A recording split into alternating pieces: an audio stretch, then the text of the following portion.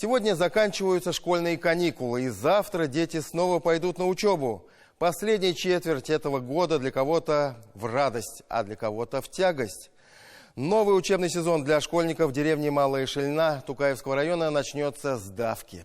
В поселке одна школа 1978 года постройки, рассчитаны на 320 человек. Однако сегодня там учатся около 500. Здание старое, нет актового зала, кабинеты увеличили за счет коридоров, столовая на 70 человек, где просто физически невозможно всех накормить. В гардеробе не хватает места, да и все пространство спрессовано, укомплектовано, сокращено. Дети учатся в 2 смены. Идет поздний развоз по населенным пунктам. Школьники идут по оживленным дорогам без пешеходных переходов. На это денег нет.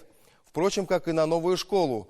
Так объясняет местная администрация. Еще 5 лет назад глава района дал обещание построить новую школу. Но при этом первоклассников становится все больше. Учеников в классе под 35 человек. Директор Малошельнинской школы вынужден учить всех, кто к ним приходит. Жители поселка отчаялись и пишут во все инстанции. Однако сверху спускают проблему на местный уровень. Круг замкнулся. А в это время в Набережных Челнах строят новую школу и предлагают жителям поселка, что называется, кататься за 20 километров, чтобы получить достойное образование в достойных условиях. Почему большой город оказался в преимуществе, а о жителях маленького села будто бы все забыли? В проблеме разбиралась Диляра Юсупова.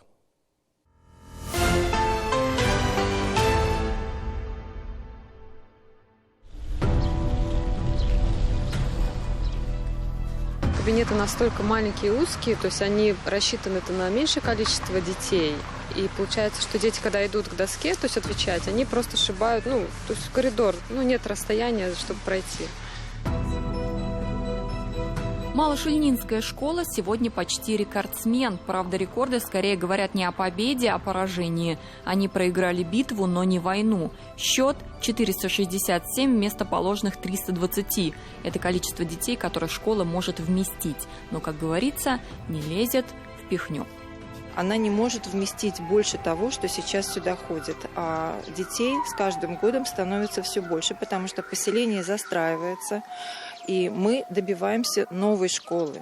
Не решение проблем со старой, не ее реконструкции, а именно строительство новой большой школы. 500 человек детей в одной школе – это, конечно, не шутки. Школа не справляется настолько, что даже старый уличный туалет вдруг стал необходимостью. Теперь дети на переменах бегут сюда.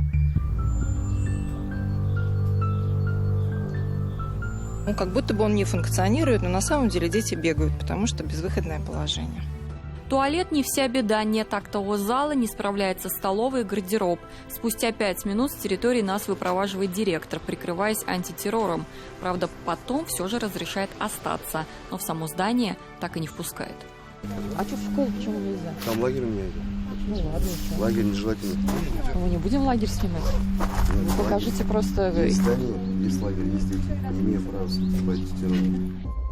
Крайним остается тот, кто ближе к родителям и всегда на виду – администрация школы. Но что они могут сделать? То, что могли, сделали, расширили за счет коридоров. Это кадры изнутри школы, они не передают картину полностью. Кабинеты маленькие. Кабинеты не рассчитаны на такое большое количество детей. Из-за этого мы вынуждены работать 2 смены. Новая школа нужна для того, чтобы разгрузить эту школу, так как дети у нас учатся в 2 смены, так как у нас подвоз детей. Более 300 детей у нас на подвозе. В связи с этим детям и родителям тяжеловато получать дополнительное образование, то есть дополнительные кружки ходить. Были моменты, что учителя уходили, но сейчас в данное время у меня состав учителей полный, все учителя хватает, но нагрузки большие у них.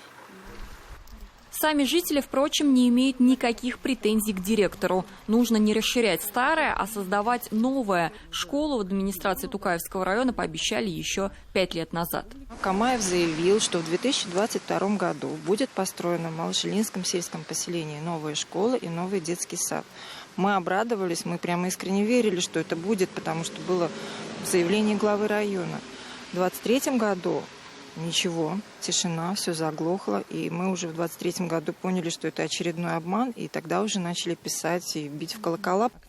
Ждали и начали писать во все инстанции. Все ответы спускались обратно к местным властям. В документах черным по белому сказано: в национальном проекте образования не состоите, денег нет.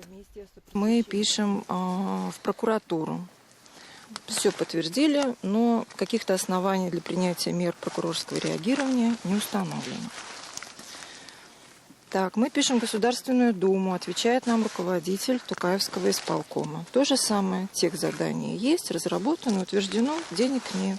Мы видим еще то, что именно почему-то вот к нашему малошельнинскому поселению такое не очень хорошее отношение. Нам все время что-то обещают, говорят, что да, мы видим, мы согласны, но движения никакого нет. А тем временем в Набережных Челнах строят новую школу на 1200 мест. И говорят: катайтесь, расстояние до 20 километров. Кому-то все, а кому-то ничего. Не так же далеко от вас, всего 15-20 километров, вы можете перевозить своих детей.